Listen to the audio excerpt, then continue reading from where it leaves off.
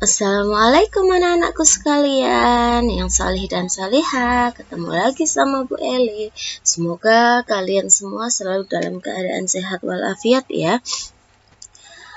Hari ini kita akan belajar tematik masih di tema 1, subtema kedua, pembelajaran kedua.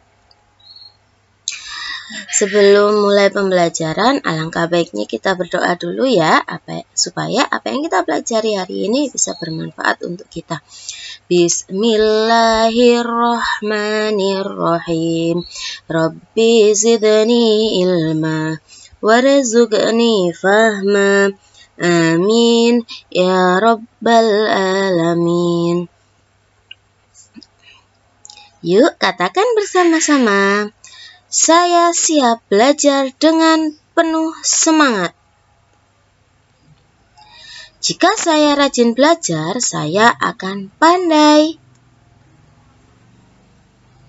Meskipun kita belajar dari rumah, patuhi protokol kesehatan ya anak-anak. Yang pertama, memakai masker.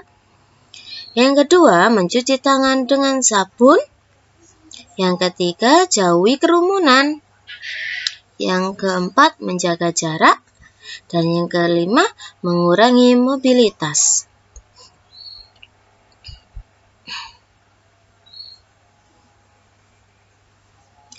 Sebelumnya, kita sudah banyak belajar tentang indahnya keberagaman budaya Indonesia.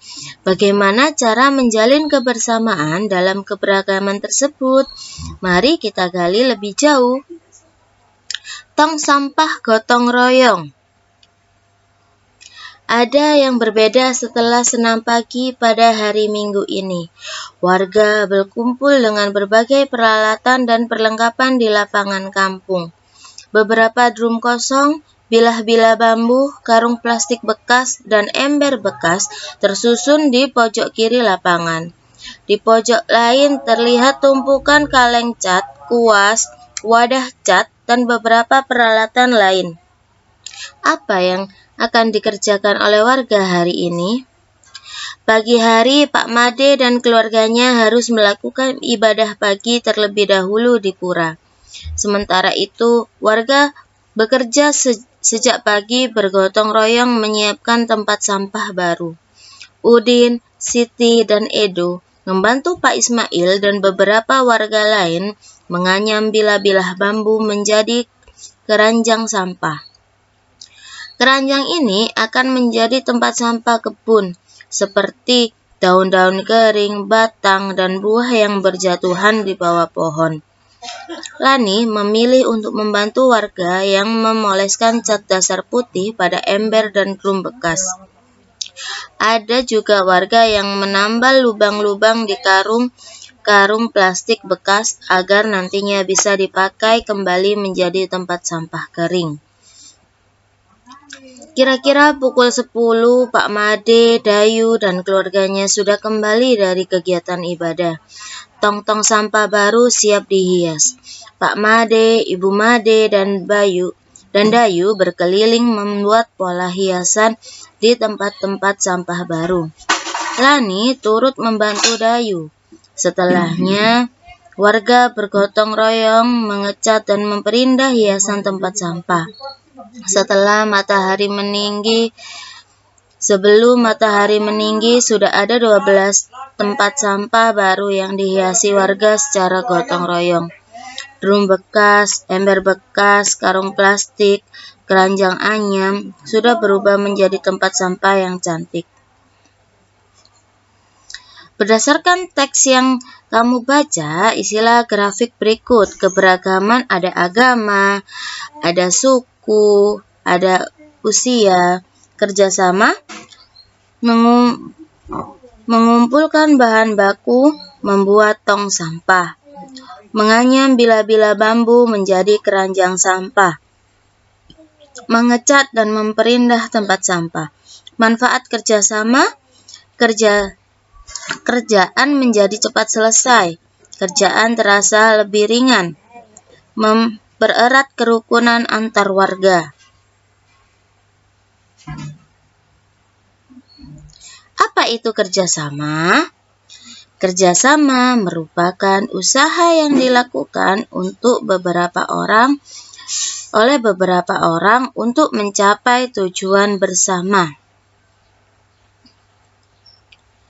Apa manfaat kerjasama? Yang pertama, pekerjaan cepat selesai. Yang kedua, kerukunan warga terjalin. Yang ketiga, memperkuat persatuan dan kesatuan. Bagaimana cara kita supaya bisa bekerja sama dalam keberagaman? Dengan menghargai dalam perbedaan, menghormati dan tidak menghina suatu perbedaan. Ingatkah kamu tentang sudut? Dua sinar garis yang memiliki titik pangkal yang sama akan membentuk suatu sudut. Titik pangkal yang sama itu disebut titik sudut, sedangkan dua sinar garis disebut kaki sudut. Yang pertama, kita akan mempelajari sudut siku-siku. Suatu sudut disebut sudut siku-siku jika kaki-kaki sudutnya tegak lurus, yaitu ukurannya adalah 90 derajat. Berikut adalah contoh-contoh dari sudut siku-siku.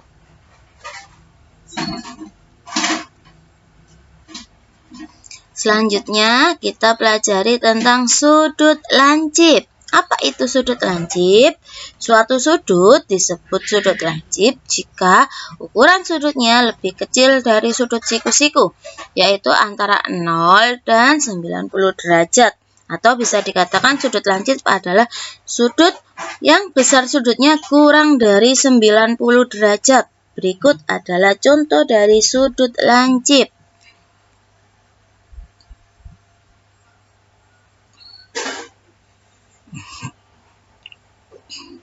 Selanjutnya kita akan belajar mengenai sudut tumpul. Apa itu sudut tumpul? Suatu sudut disebut sudut tumpul jika ukuran sudutnya lebih dari 90 derajat atau lebih dari sudut siku-siku, yaitu antara 90 dan 180 derajat. Ini adalah beberapa contoh dari sudut tumpul.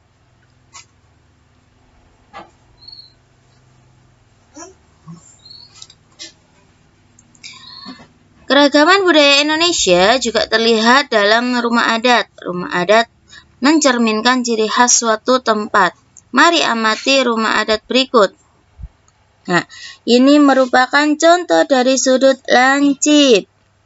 Dan ini merupakan contoh dari sudut tumpul yang ada pada rumah adat yang ada di Indonesia.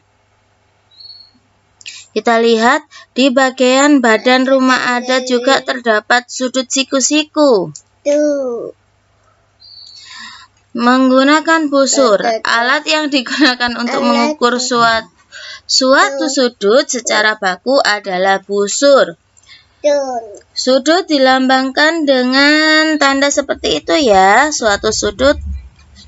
Satuan sudut adalah derajat.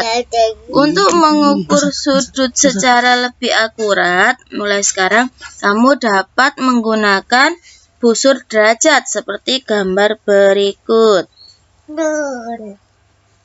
Yuk, kita amati benda-benda yang ada di sekeliling kita ya. Kita temukan 5 benda yang ada di sekeliling kita yang membentuk sudut. Yang pertama adalah ujung penggaris segitiga. Perkiraannya 60 derajat. Besar sudutnya 60 derajat dan termasuk sudut lancip. Yang kedua adalah bendera semapur. Perkiraan sudutnya 90 derajat. Besar sudut pengukurannya 90 derajat dan termasuk dalam sudut siku-siku. Yang kedua adalah staples. Perkiraan sudutnya 35 derajat. Besar sudut pengukuran 40 derajat termasuk sudut lancip. Papan tulis. Papan tulis perkiraan sudutnya 90 derajat. Besar sudutnya 90 derajat termasuk sudut siku-siku. Selanjutnya yaitu ujung gunting. Besar sudut, perkiraan sudutnya 15 derajat. Ketika sudah diukur 10 derajat dan termasuk sudut lancip. Terima kasih atas perhatiannya. Mohon maaf apabila masih banyak kesalahan. Wassalamualaikum warahmatullahi wabarakatuh. Salam sehat.